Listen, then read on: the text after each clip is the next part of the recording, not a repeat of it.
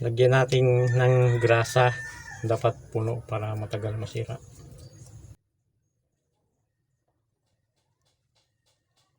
Kabilaan niya dapat puno.